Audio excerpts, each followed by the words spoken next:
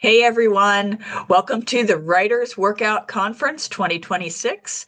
My name is Deb Lerew, and I will be hosting the lore of lore using family lore, local lore, and folklore to enhance your stories. Before we get started with the topic, here's a little bit about me. I write paranormal mystery under the name Lita Hawk. Currently, there are 6 books in my Kyrie Carter Supernatural Sleuth series. The seventh and final book is in process and on the way, hopefully by the end of 2026. I actually took a little bit of a break from writing paranormal to start writing a cozy mystery series. So my first cozy mystery was supposed to be released around Christmas as it's got a Christmas theme, but that didn't happen. But I hope to get it finished soon and definitely in time for next Christmas. So life has just kind of been in the way a little bit more than usual lately. So hence the need for this topic, I guess. So welcome my little TED Talk slash pep talk. So what do you do when your inspiration derails or when your focus just kind of isn't there?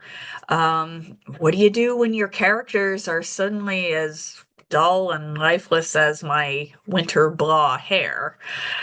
Well, this is where I like to turn to kind of some other sources just to get some inspiration. And those other sources for me are family lore, local lore, and sometimes folklore. So we're going to look at each one of these, and I'm just going to give you some examples, tell you what I mean, and maybe a little bit of what that looks like in my writing process. So the first part we're going to talk about is family lore. Now, family lore is just all those stories, customs, traditions, beliefs, superstitions, things like that that are passed down through your family. Um, so there are kind of 3 types that I'm really going to look at. First one's going to be family stories, and then I'll look at our holiday celebration traditions, and then we'll get into a little bit of genealogy. So the first one is family stories. Now, as they suggest, family stories are just those little anecdotes that you hear from your parents, your grandparents, your aunts and uncles, maybe some older cousins. I have some cousins that are maybe 20, 25 years older than I am. So I hear a lot of stories from the old days when they were young, before I was even a twinkle in my parents' eye. So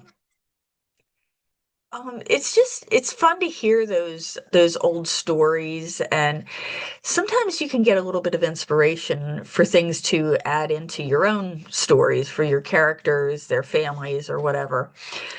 So, some examples of these family stories. One of the big ones that I like to think about is I always love to hear about my older relatives and how they met their spouses. So, how did mom and dad meet? How did grandma and grandpa meet? Those stories are just, they're so cool to hear. I have a lot of friends who write romance, and I know the big thing right now, I think, is kind of the meet cute. And those kind of come across to me as just being, fun, sometimes funny, maybe silly, depending on the temperature of your story. And those are fun to read, fun to write, I'm sure. But there's just something about hearing the old-fashioned how we met stories. Um, like my grandparents, they were thinking about getting married, around the time of World War I, World War II. So there's just something different, something a little deeper about some of the older how we met stories. And I just love to hear them. And especially if you have older characters, maybe your main characters talking with their parents or grandparents. And it just adds a little bit of depth, a little bit of realism, something to help center your characters.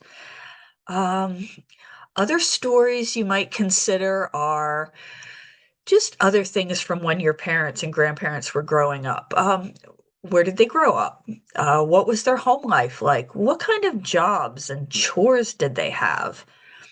I come from a long line of farmers. I was never part of a farm myself, but my parents and my grandparents both either grew up on farms or they spent a lot of time on their relatives' farms.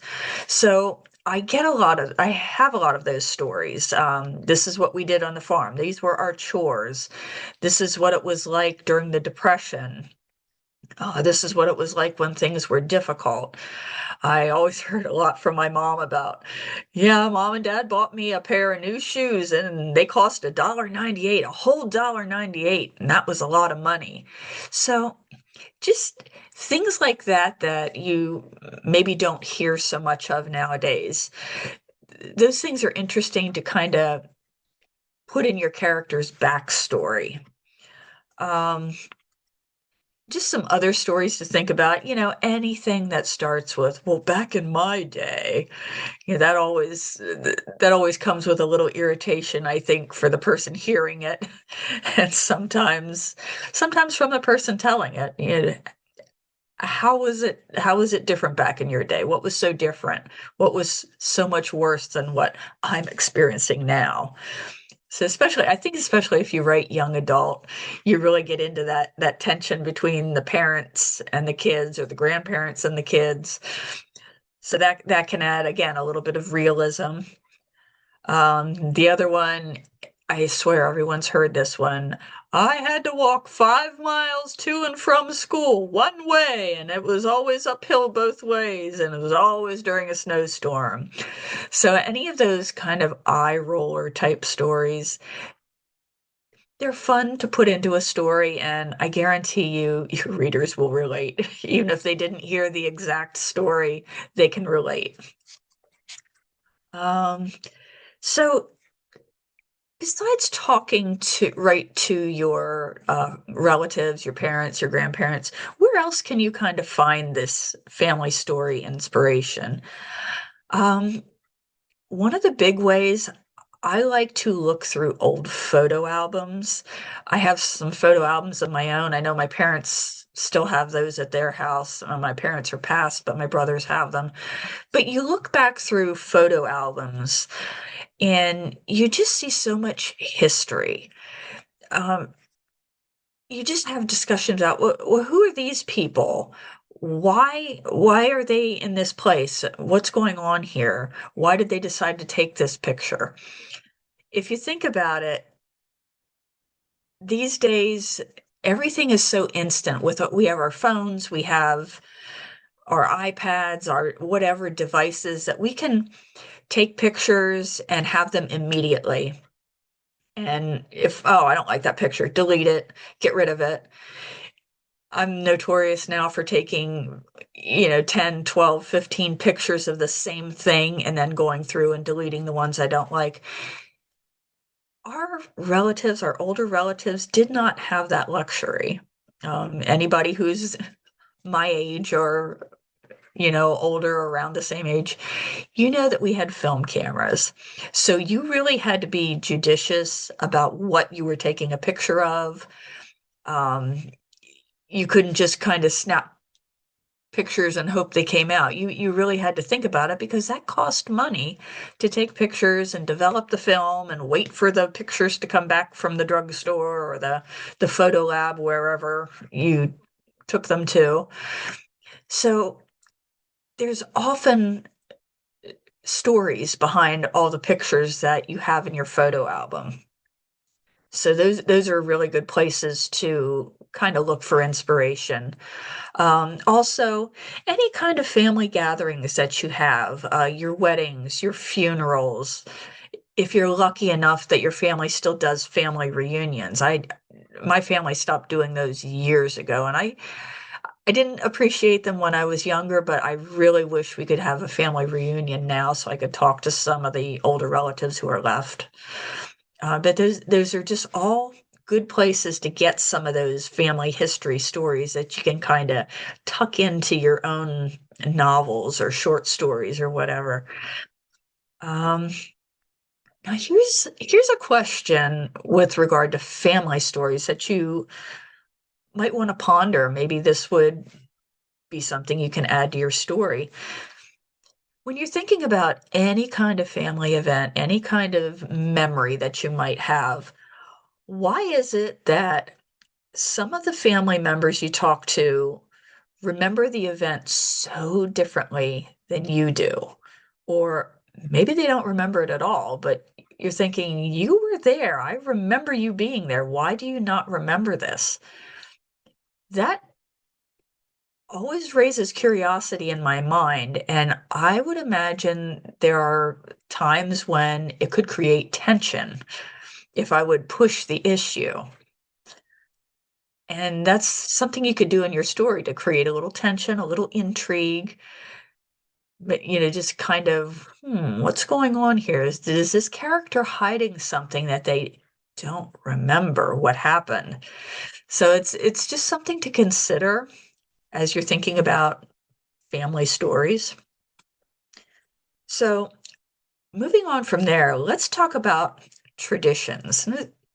Some of our family stories revolve around traditions. And by traditions, I mean anything like activities, routines, behaviors that are shared by families throughout the generations. Now, most notably, these are going to be like your holiday celebrations. So, just for your own personal reference, what holidays do you and your family celebrate? The big ones in my family were always Halloween, Thanksgiving, Christmas, and Easter. So a lot of my holiday memories revolve around those four main holidays. So think about the traditions associated with each one of them.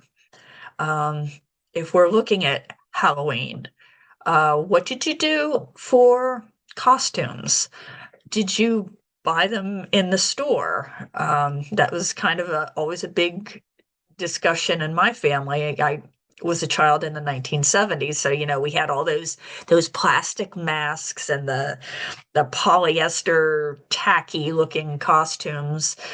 They looked awful, but there was something about, oh, I want to be Wonder Woman this year, or I want to be, I don't know who else was the Incredible Hulk or Spider-Man or whatever.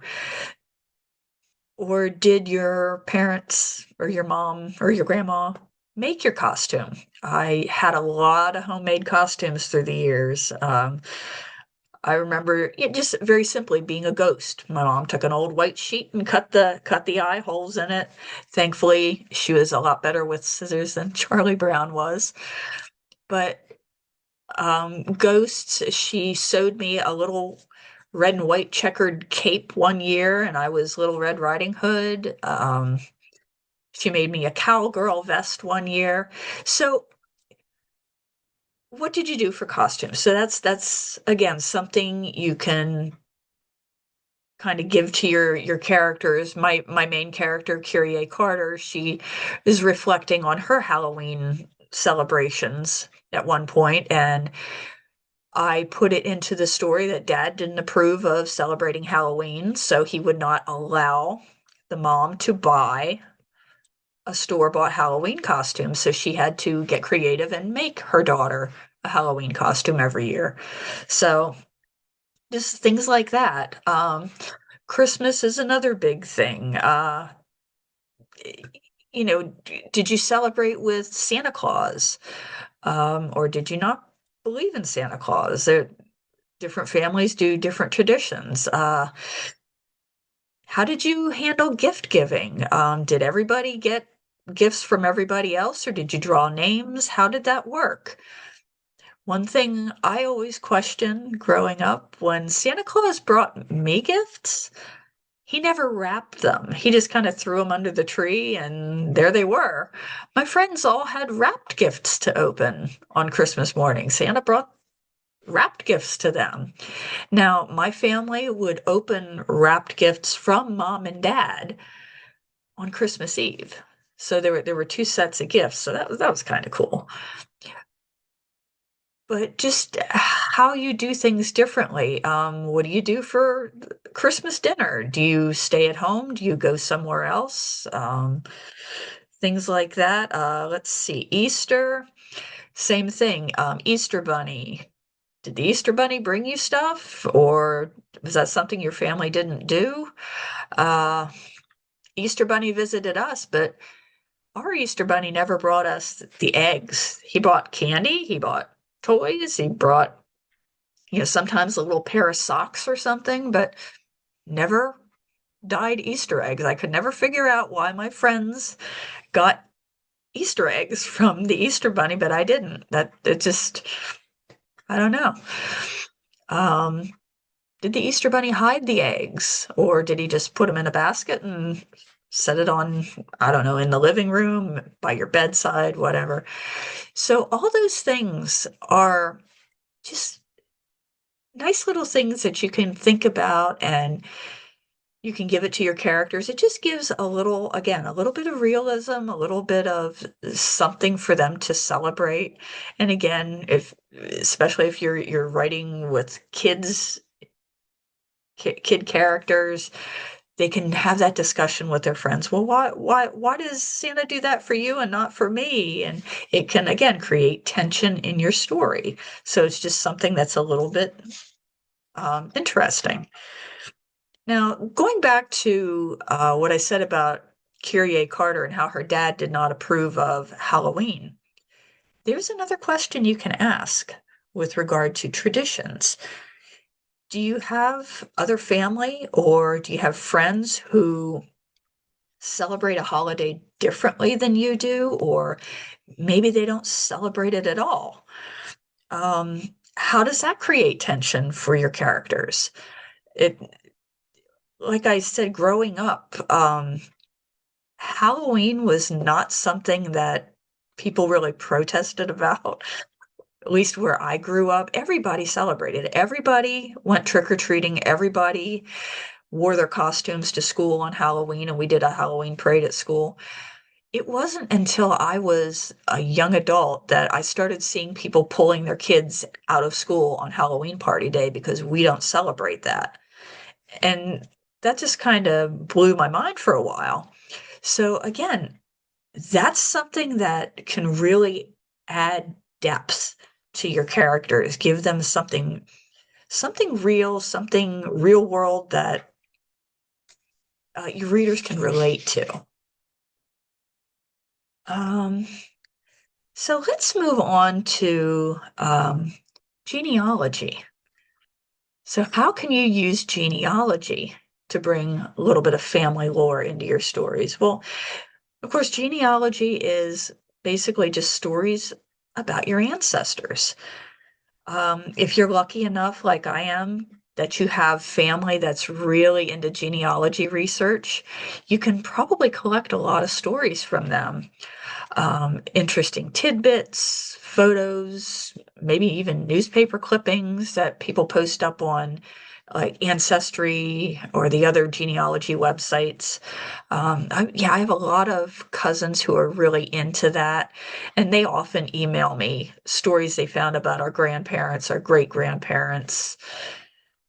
It's just cool things that I've discovered about my family, and I've been able to tuck some of that into not only my Kyrie Carter stories, but even into the cozy mystery that I'm writing. So, what are some things you can find in genealogy? A big one would be military service. Um, were any of your ancestors in the military? If they were, what branch?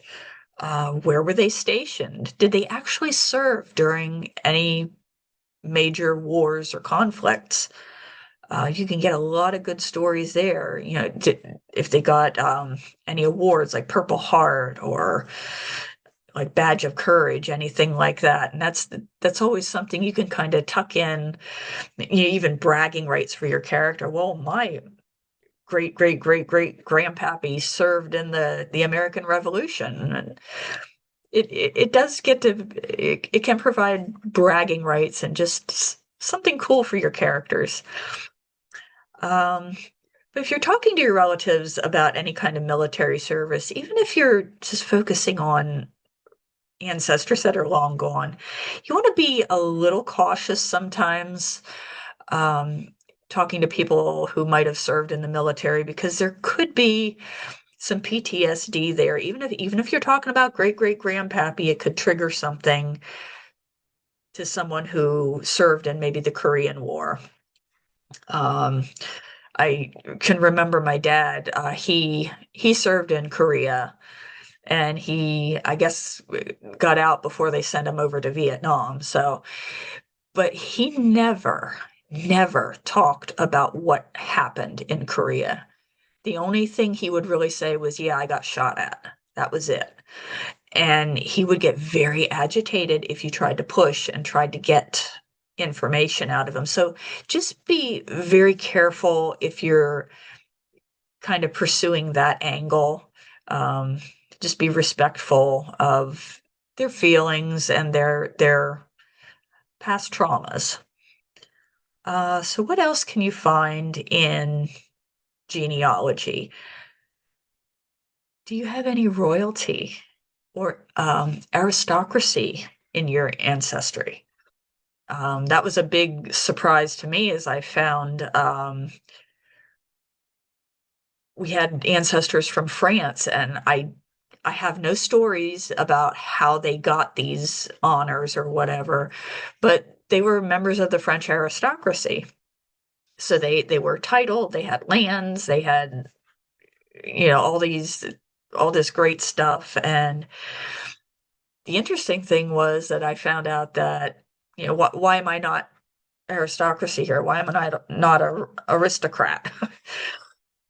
Apparently, my direct ancestor was disowned because of a religious decision he made, that the whole family had been Catholic. And when that heretic, Martin Luther, came onto the scene, my direct ancestor decided to follow Martin Luther instead of the Catholic Church, and he was disowned, lost all his land, lost all his titles, and now I'm poor. Thanks. So stories like that they're really cool. Even if you can't prove them through your research or whatever, if it's just like a family rumor or family kind of gossip, whatever, it's fun to interject that into your characters, into your stories. It just gives a little bit of depth, a bit of realism to your characters. Um, so other things you can consider with genealogy, immigration stories. Um, Almost all of us who are in this country, we immigrated here at some point, unless you're Native American, whatever. Um, how about folk arts? Did any of your ancestors participate in any kind of folk art or quilting? My grandmother was a huge quilter. Calligraphy. I had an uncle who did beautiful calligraphy. How did they get started on that? Um, there's also people in my family who were into folk magic and folk healing, things like that. Powwow. He was a powwow doctor. So I would love to find more information about that. And I actually did kind of tie that into Kyrie Carter's story again. So it was just again something to add a little bit of backstory. And why is Kyrie the way she is? Why does she have the abilities that she does? And it can just go back into her ancestry. So again, I just want to add again the caution that I did with military service. When you are using family stories of any kind, you may need to definitely change names. You might need to tweak some details so it becomes a little less identifiable if your family happens to get a hold of your book. There could be some kind of trauma, some kind of shame associated with some of the stories you hear. So you really want to be careful about what information you use and put out there in your stories. So the next thing we're going to get into is local lore.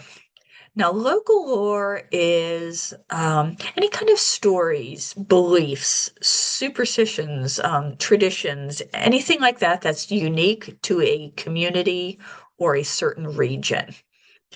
Um, so this some of the categories we can look at here are local landmarks, historical events, superstitions, things like that, noteworthy news, and noteworthy people.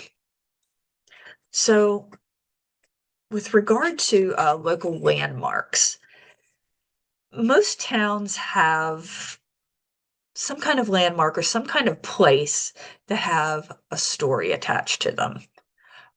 It can be, I mean, it can be anything, like a building that's been there since the town was founded. It can be this rock that's in the middle of a meadow somewhere. Maybe there's some kind of story attached to it.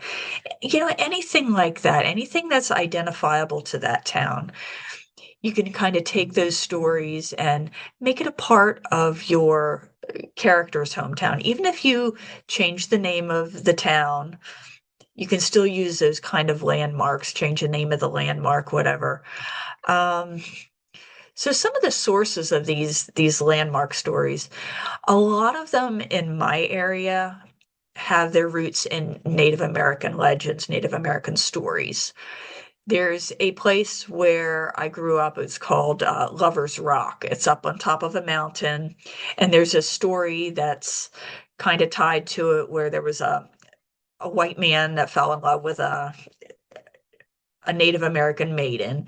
And of course, the tribe did not agree with this. So they tried to run away. And I guess they were pursued up to the mountain, up to this rock. And of course, they jumped off the rock and committed suicide. Yeah. Because they wanted to be together forever and didn't want anybody to prevent them. So it came to be known as Lover's Rock. And I'm sure that's not a unique story to my hometown. I'm sure there's other places that have similar stories.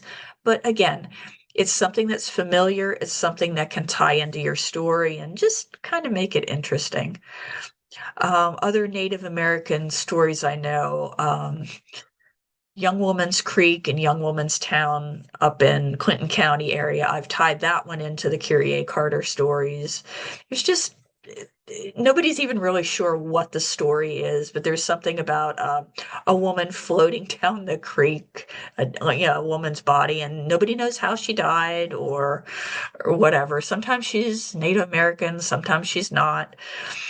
So it's just kind of a weird story, and obviously it was a known story because it named the town.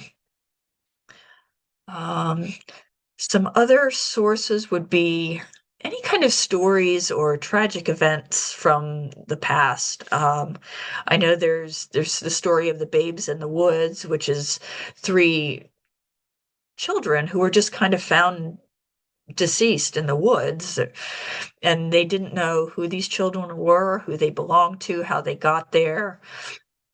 I think they did eventually find out who it was, and but that kind of story, something that's passed down. And I think there's even a sign up in the woods or near where they found those children. Um, Lost Children of the Alleghenies, I think, is another similar type story. I read a lot of the Little House on the Prairie stories. I'm sure some of you like Laura Ingalls Wilder as well. In some of her books, she has references to like the children's blizzard, the children who died in the blizzard at Brookings, South Dakota. And it was just something that everybody had heard of, that had been passed down. And she remembers hearing that as a child. And every time they have a blizzard, she's mentioning this, she's remembering this. So just stories like that you can kind of interject into your own story that kind of gives, again, backstory to your characters, to your setting. Um, so the next thing we're going to look at is superstitions. So superstitions, of course, someone who writes paranormal, these are a lot of fun for me. So those are just those kind of things you believe about good luck, bad luck, things you shouldn't do or else. Um, One of the big things that I hear a lot of now is superstitions related to the Appalachians. My husband and I argue about how that's pronounced. So Appalachians. Um, on TikTok, I follow so many people from the Appalachians. They say, "Oh, don't go out at night. Don't whistle outside. If you're walking in the woods and you hear somebody call your name, no, you didn't. If you think you saw something behind that tree, no, you didn't." So it's that kind of thing. It's things that everybody kind of hears, everybody knows. Maybe they know why those superstitions came about, maybe they don't. So again, it's something that you can add into your story. It adds a little spookiness, a little intrigue. Um, Also, just any forbidden place. Places that you're not supposed to go. Oh, that house up on the hill, stay away, it's haunted, or a crazy lady lives there and you don't want to be seen by her. Um, when I was growing up, there was a road that kind of went through the woods, and there was a dirt road that went off from there. They called it Suicide Lane. I don't know why. You never really heard any stories about it, but don't ever go back to Suicide Lane. Bad things happen. What I've heard lately is no, they just like to have drinking parties back there, so they made these stories up to keep people away. So again, there's something you could add in to a story. Is there something to it, or is there not? It's up to you as the author. Um, okay, another thing with local lore is noteworthy news. Um, Generally, we're not talking about things that happened like last week. You're not looking at recent events, just stuff that happened in the past that's important to a town or a region, but not necessarily anything that anyone outside the region cares about. Um, Here again, a big one that I grew up hearing about was Centralia. That's a place where there was an underground mine fire. I think it was back in the 1960s that started. It's still burning to this day, and the town is it's non-existent now. There may be one or two families that still live there, but for the most part now, it's a ghost town. No one outside of the area really ever heard of that or really cared about it that much until, the advent of the internet and the Silent Hill video games and the movie. Those were based on Centralia. So there, right there is a perfect example of how you can use local lore to create something big. Um, so now almost everybody knows where Centralia is and what it was or is. Just some other things from my hometown. Millersburg had a swinging bridge that crossed a creek from the main town of Millersburg into a little park area. And as the name suggests, it was just a bridge that went across, and you walk across it and it shakes and it swings, and it was just always something really cool. It was washed out in 1972 during Hurricane Agnes. So it was always a story that you always heard growing up, and they've since rebuilt the bridge, but people still honor the memory of the original bridge. Um, Other things with noteworthy news. How about famous people visiting a town, or maybe movies that are filmed there? I think about Girl Interrupted. That movie, there was a scene that was filmed in Mechanicsburg, Pennsylvania, in a little ice cream shop that I've actually held book signings in. I don't know that they're not open very much anymore, just for kind of special occasions, but they still have the sign up and the pictures on the wall of this is where they filmed Girl Interrupted. So those are just really cool things you can interject into your story. Um, Gettysburg also, they are Of course, everybody knows Gettysburg, but right now they're filming some kind of a Hallmark type movie in Gettysburg. So, they have a whole street shut down that they've covered the paved road with dirt. So those kind of things again would make it really interesting little point in your story, make it a little bit interesting. And the last part of local lore I'm going to look at is noteworthy people. Now, these are not famous people, not people that were born here and then grew up to be world famous or anything. Just those quirky type of people that are remembered for good, for bad, or just for weird. That's going to be me. Um, some examples of that would be when I went to college in Lock Haven, there was this street preacher guy that always walking up and down the street. Sometimes he had a guitar and he was singing praise music or whatever. Sometimes he was like the sign carrying, "Repent, the end of the world is coming." And he'd walk through the campus sometimes, and people were throwing their windows open. "Shut up! It's 6 a.m." So he's long since died, I think maybe 10 or so years ago.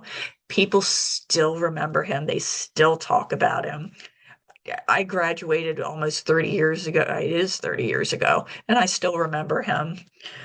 Um, I remember in my own hometown, there was this homeless guy that walked around a lot. You always saw him sitting on a street corner. And there was a rumor that he wasn't really homeless. He was actually a millionaire. I don't know if that was ever true or not. We never found out. But, things like that you can put into a story. That's kind of a story in itself. And then more down to earth things. Favorite teachers, favorite coaches.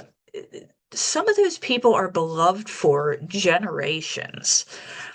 Like my third grade teacher, my dad remembered her when he was in school, and I had her for third grade. And I mean, she retired not long after I went on to middle school, but just stories about what a wonderful teacher she was, what a wonderful person she was. And of course, coaches, the winning team or the most losing team, but the coach was wonderful. Those are all excellent characters to include in your stories. Um, but again, one more caution there. Be careful with some of the local lore stories. One thing I didn't mention in the noteworthy news, and this is, I think, a little more recent than I would kind of consider for local lore, but shortly after I graduated from high school, there was a girl who disappeared from my hometown, and they suspect foul play, but she's never been seen or heard from again, and they still don't know where she is or what happened to her. So, that's something I would love to do some kind of a story with that, but because I know her family and a lot of her friends are still alive, they're still in the area, that would cause too much grief and too much pain. So I shy away from that. That's just not something you really want to get into. So the last kind of lore we're going to talk about is folklore. And now this is the broadest category, of course. And this includes your myths and legends, fairy tales, fables, tall tales, all those kind of things. Stuff that's already been out there. A lot of it's been published. But you can draw a lot of inspiration from these stories. So the first one, of course, is fairy tales. We're going to talk about fairy tales. Those are those childhood stories that we just haven't quite given up on. My favorite was always, I loved the Ugly Duckling story. I liked Snow White, Cinderella, all those kind. Now, Disney kind of made his name, his fame and fortune on a lot of these fairy tales.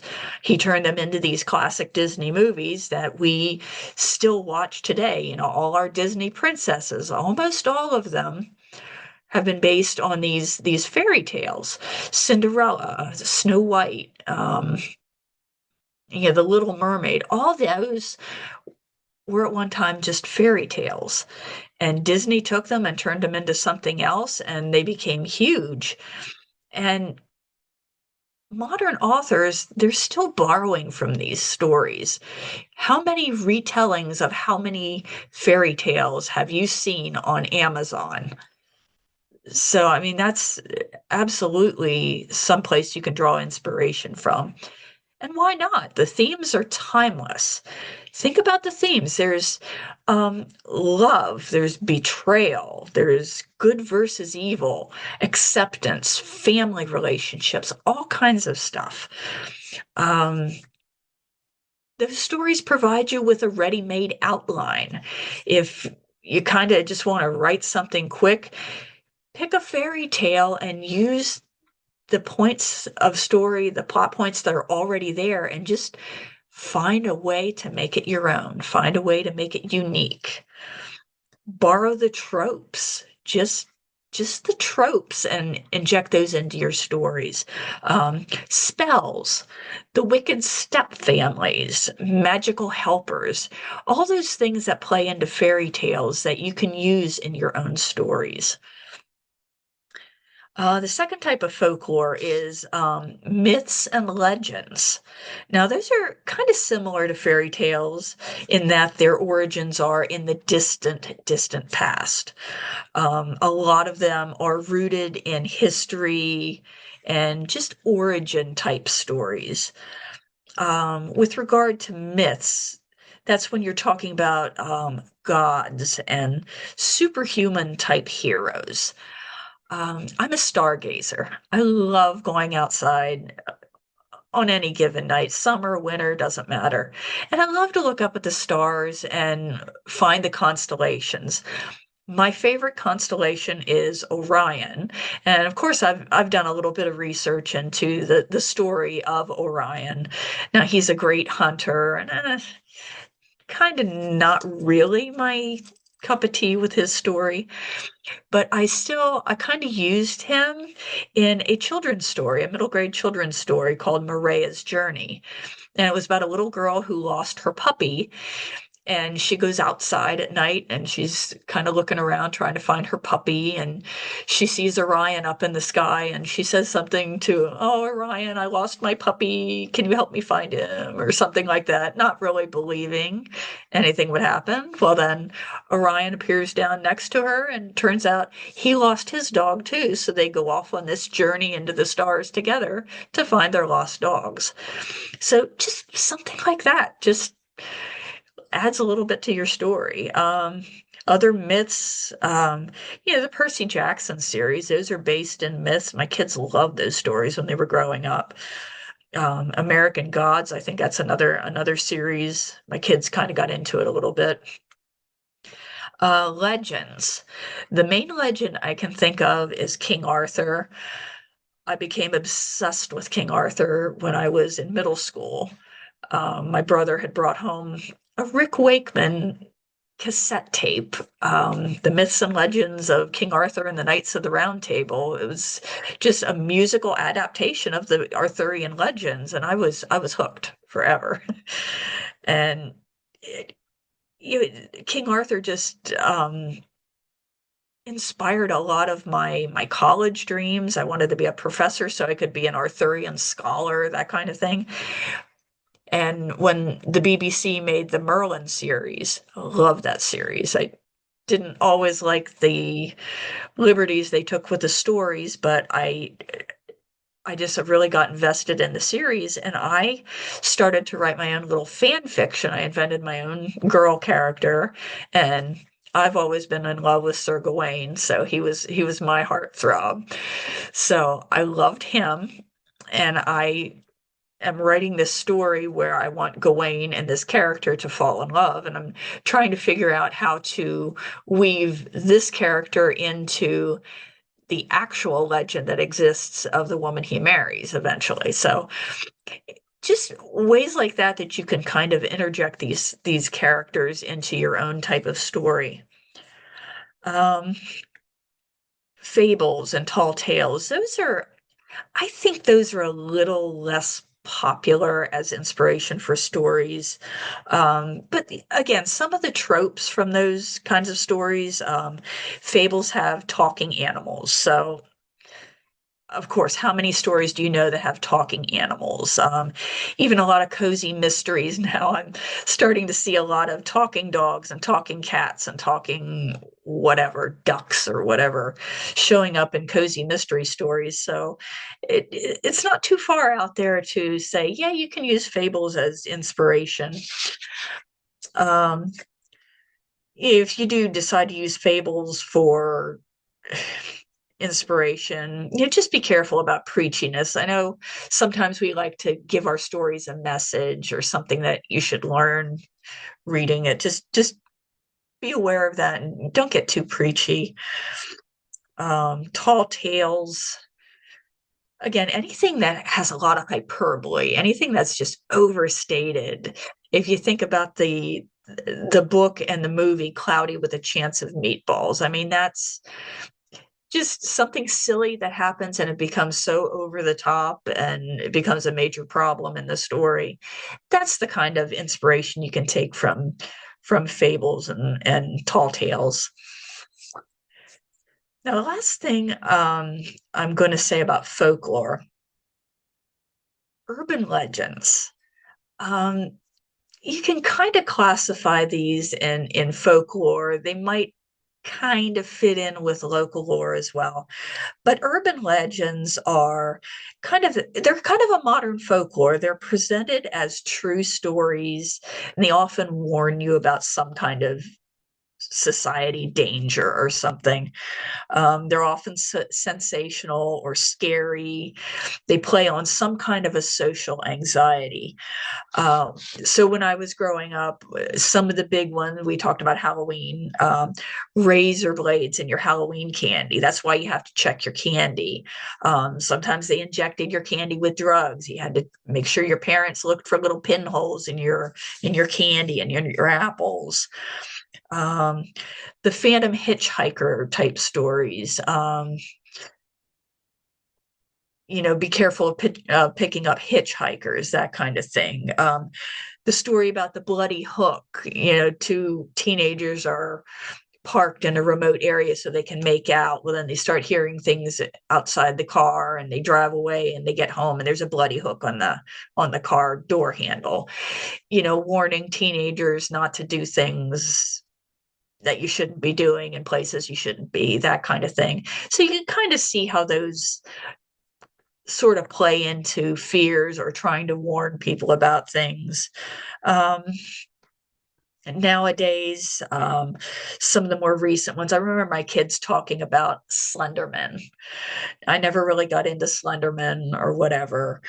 Um, but it was just the kids got scared about that, and everybody's telling stories about I saw Slenderman or the man with the black top hat. I hear that on a lot of paranormal podcasts. They see this black shadow figure with a high top hat, and I don't know. It's just something that a lot of kids have said they have seen.